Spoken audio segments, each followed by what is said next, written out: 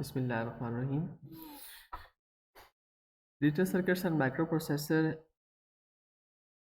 Subject code TC223। Flip flops हमने last lecture के अंदर स्टडी की डिटेल से। फ्लिप फ्लॉप्स बनती लैचेस से हैं। लैचेस को इस्तेमाल करते हुए फ्लिप फ्लॉप्स को बेसिकली कंस्ट्रक्ट किया जाता है। तो लैचेस को कहते हैं bistable multivibrator basically.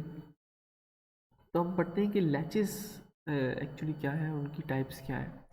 A latch is an example of bistable multivabrator that is a device with exactly two stable states। ठीक है, हर लैच की टू स्टेबल स्टेट्स होती हैं। These states are high output and low output.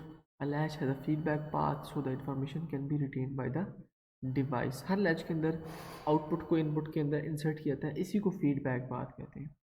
Therefore, latches can be memory devices and can store one bit of data for as long as the device is powered। जब तक आप computer के अंदर power देते हैं तो आपकी RAM के अंदर डाटा स्टोर रहता है, लेकिन आपको पता है जैसे ही आप पावर ऑफ करते हैं आपकी रैम से डाटा रिमूव हो जाता है।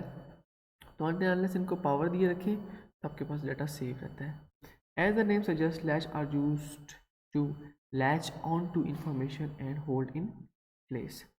ये इंफॉर्मेशन को अपने पास एक जगह पर महफूज करने के लिए इस्तेमाल होती है।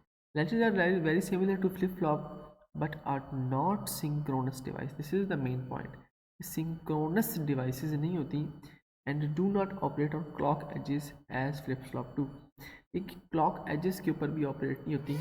सिस्टम के अंदर जो आप पढ़ते हैं कि ये सिस्टम 2.1 गीगाहर्ट्ज़ का है, तो that is the clock of the processor.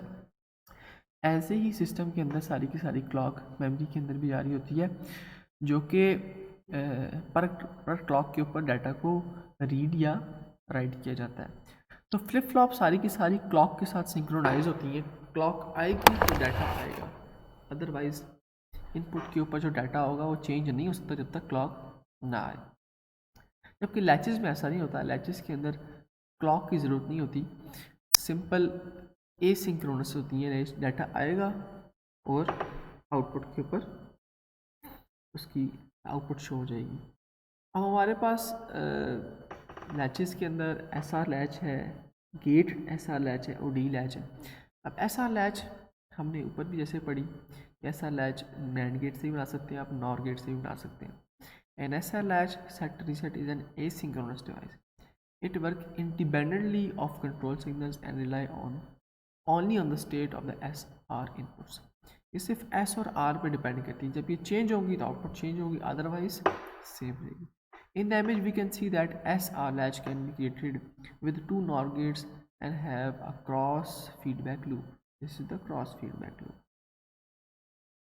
SR latch can also be made from NAND gates, but the inputs are swapped and negated।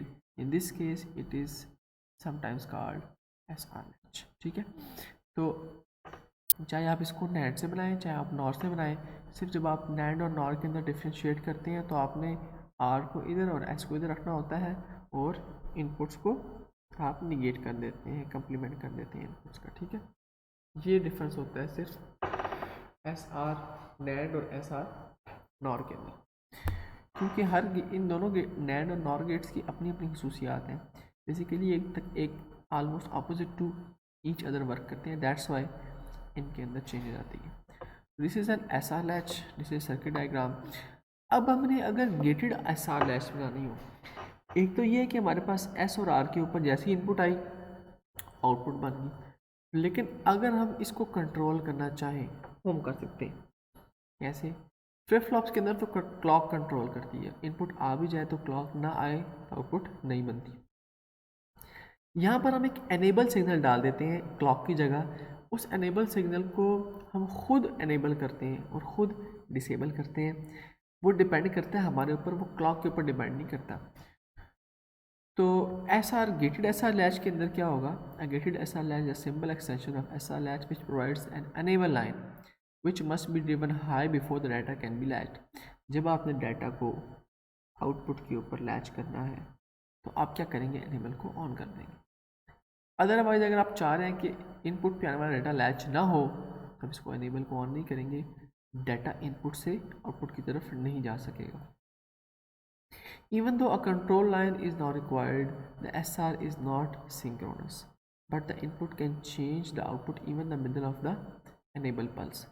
अब इसके अंदर जो मज़े की चीज़ है वो क्या है कि अगर आपने enable pulse को ऑन किया है और enable pulse के दौरान R और S के अंदर 2 दफ़ा चेंज आया है, तो वो 2 दफ़ा का चेंज भी आउटपुट के ऊपर आपको फील होगा, जबकि फ्लिप फ्लॉप्स के अंदर ऐसा नहीं होता। एक पल्स के अंदर एक ही इनपुट आ सकती है, 2 दफ़ा इनपुट चेंज नहीं होती, जबकि एनेबल का मामला डिफरेंट है क्योंकि एनेबल हम खुद कंट्रोल कर रहे हैं, this is not a pulse. तो सेम वही चीज़ है, लेकिन इस क्लॉक की जगह क्या है हमारे पास एनेबल है, आपने बस ये ज़हन में रखना है। इसके बाद हमारे पास जैसे डी फ्लिप फ्लॉप थी, हमारे पास डी लैच भी मौजूद है। डी लैच को डाटा लैच भी कहते हैं। ट्रांसपेरेंट लैच होती है, ये is a simple S R gate flip flop that removes possibility of invalid inputs. ठीक है, तो डी और टी फ्लिप फ्लॉप जो थी उनके अंदर एक ही इनपुट आती है।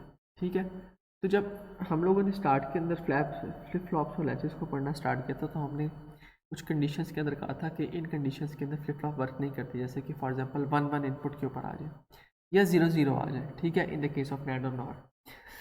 तो उन एम्बिग्विटी को रिमूव करने के लिए हम क्या करते हैं, इनपुट को ज्वाइन कर देते हैं। 1 1 आ ही नहीं सकती अब जब या तो 1 आएगा वो ऑटोमेटिकली 0 और 1 बन जाएगा, या 0 आएगा वो ऑटोमेटिकली 1 0 बन जाएगा। 1 1 और 0 0 की पॉसिबिलिटी ही ख़त्म कर दी हमने। दैट्स वाई इस तरह की इनपुट इस्तेमाल की थी।